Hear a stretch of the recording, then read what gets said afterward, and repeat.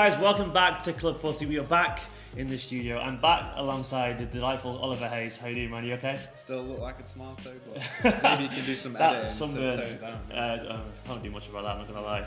That's just bright red for days now. But anyway, welcome back to Club Footy. It's the big day. It's a huge day. England play Colombia for a place in the quarterfinals, for a place potentially even further than that, given how well this side of the draw has opened up for England. We could be playing one of Sweden or Switzerland. Ollie's repping Switzerland today, sorry, Sweden today. Yeah. And we don't know how that's gone yet because we're recording this before that, but by now you probably know England's potential future opponents if we break down Colombia's defence. But guys, welcome back to Club Footy. Before we go too far, subscribe if you haven't already. And also, we've got a couple of announcements. Phil is behind the camera now, ready to throw me a couple of shirts. Throw me the Nigeria shirt, Phil. You went to throw both of them then. Right, this one, the most talked about shirt in world football. The winner is Jordan Griffin. I've already contacted him, he knows it, but I thought I'd just announce it. Jordan Griffin has won this beautiful shirt. And also, the second winner that Ollie's about to model beautifully. Sherwin Saber has won this one off our Instagram page. Off our Instagram. Basically, we've been rotating the socials around, doing it randomly, and off the Instagram comments, Sherwin Saber's won that. And obviously, there's been a few more people have left the World Cup. So a certain Mr. Lionel Messi has now left the World Cup.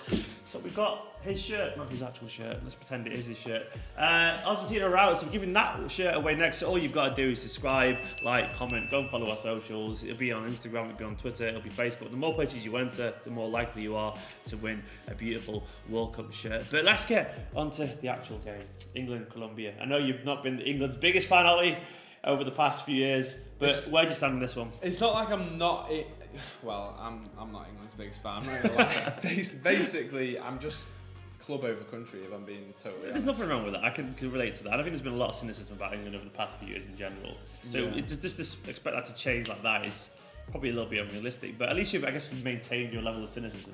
You know, you're consistent. I'll give you that. Yeah, for sure. It's it's good to see the City, but obviously I'm a City fan, so it's good to see the City boys do well, and I love that. Whether it's for the other teams at the World Cup, but I know we have a strong representation as Man City fans in the England squad, don't we? This is not always the way, but we're both actually City fans, so we try and keep a bias out of it. But yeah, like the England lads, I mean, maybe this is a chance for Sterling to actually get some of the haters off his back a little bit. Phil was making a good point before about Beckham pretty much had a really quiet World Cup at one point, then scored a crucial goal, and everyone it was his chance for redemption. It could be Sterling's. It could be, but John Stones for Golden Boot, that's what I'm saying.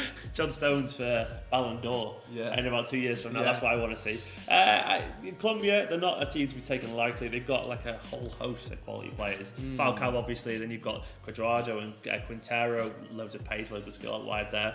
And they've obviously got Davinson Sanchez, who've been marking Harry Kane. He'll know loads about Harry Kane. Yeah, I think for England, obviously, they started well. The game against Panama filled the whole nation with mad hope and excitement for this tournament. But the Belgium game, even though there was a lot of changes in the squad, it was a B team.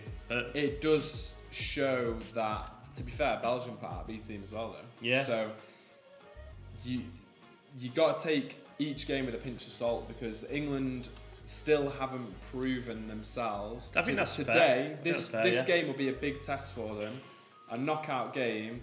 If they win this game, then I'll be like, do you know what? They could go all the way. It'll be Sweden or Switzerland. And then if we got past that, it's like Russia or Croatia potentially. And there's going to be a team in the World Cup final that no one fancied beforehand, which is so interesting. You think of the teams that have already left the competition, like Spain, Germany, Argentina. It's absolutely mad, but it's great. It's one of the best World Cups I can genuinely remember, and I've seen quite a few now because I'm getting a bit grey around the sides. It's been a while, but this has been a fun tournament. Yeah, the game, it's been a mental World Cup, like the best that I've ever seen. But if England don't, this is the best chance of England winning the World Cup. Yeah, I agree. That has ever been and probably will ever be in my lifetime. Like you just don't see the top sides going out so early in the tournament. No.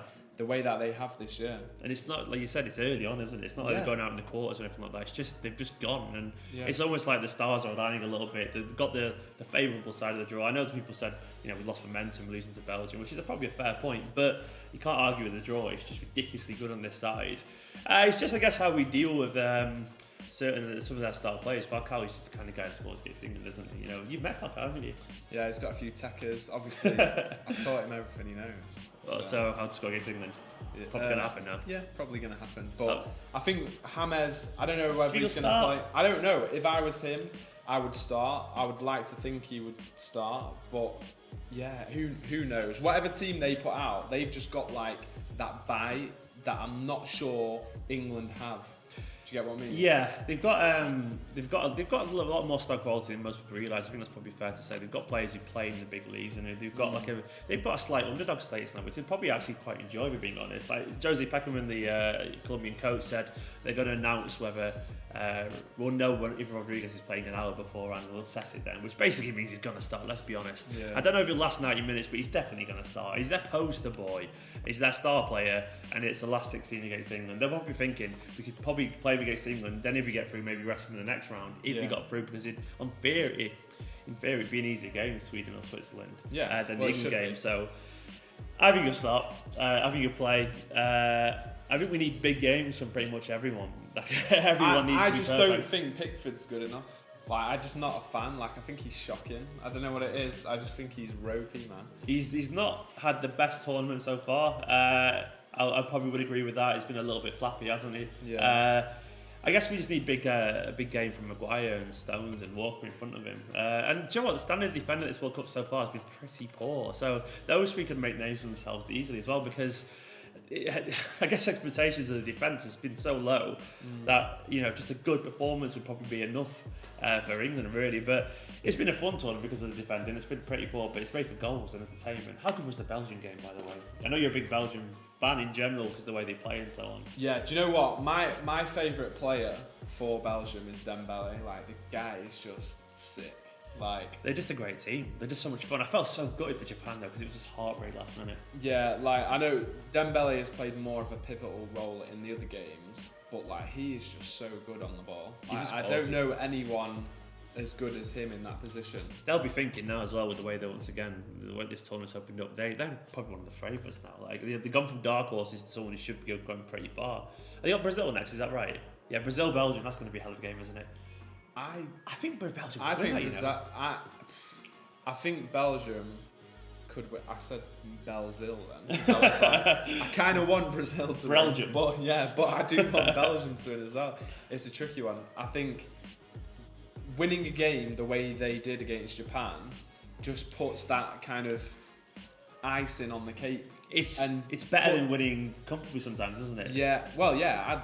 I'd much prefer last minute winners because the euphoria that the fans gives you feel, belief, doesn't it? Yeah. And plus, you can see that they have actually got mad chemistry in the team. Yeah. It is quite similar to England's. The celebrations at the end, to be honest, that was a whole team celebration. Like, Lukaku ran to whoever made the assist, then Chadli, who scored the goal, ran to Lukaku, and then De Bruyne ran over. They didn't go to the goal scorer. Everyone ran to each other, and it was obviously a moment where the Belgian players all came together. They were all absolutely delighted, and that kind of thing, that belief it'll course through the team now. Maybe England could do with that. If England are going to go far, maybe they could do with a dramatic winner, something against Colombia. Then that would, to be honest, I tell you now, if England win against Colombia, what are you going to do? What are you going to do? Go on. What are you going to do? It's probably not legal in most places. No, I don't know, but the euphoria sweeping the nation, it'll be impossible to contain, genuinely. Like, the whole football's coming home thing has been slightly tongue-in-cheek, but that will change entirely. If they beat Colombia, people actually start to believe. I know some people do believe, but it's mad. Do you know what's funny? It's coming home, man. It's coming home. I don't know, but my mother-in-law actually said at the start of the tournament to myself and my brother-in-law, who's like 14 years old, said, if England gets to the World Cup final, I'll pay for you to go there. And it's like, she just said it like tongue-in-cheek because she thought England are never going to get there. But and she's not gonna. She's now like sweating a little bit, thinking, God, I might actually have to put my hand in my pocket. If you're going to have to do a prediction for the game tonight, then? England lose 2-0. England win 2-0. There's my prediction. I'm going to be the counterbalancer. Pickford is going to drop a clanger. Harry Maguire can't run with the football. He looks a bit funky on the ball. But Stone's Mac 2-1. Stone's header again. Yeah, we'll go for that. Stone's scoring again. Well, I'm saying Harry Kane's scoring again, and then I don't know. Lingard or something like that, 2-0. It's going to happen. We're going to win it. I hope. That is one of the reasons why I dislike England, because Lingard, he's just so annoying. I just go away. That's why I don't like England. So yeah. He's a divisive character. I'll be polite there, put it that way. Anyway, guys, don't forget you could win that Argentina shirt. Just let us know in the comments why you deserve to win it. Like, subscribe, and we'll see you tomorrow for a reaction one way or another. Cheers to that. See you later, guys.